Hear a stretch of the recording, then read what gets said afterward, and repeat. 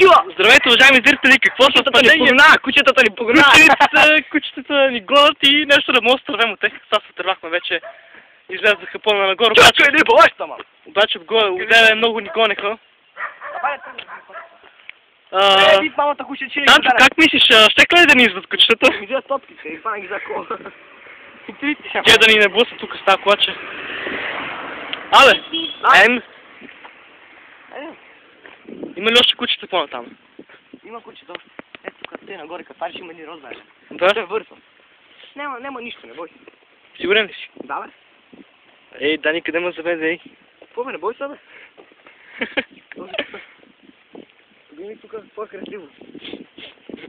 Има си табелкиче. Не иска табелки. Нали трябва да сме оригинални.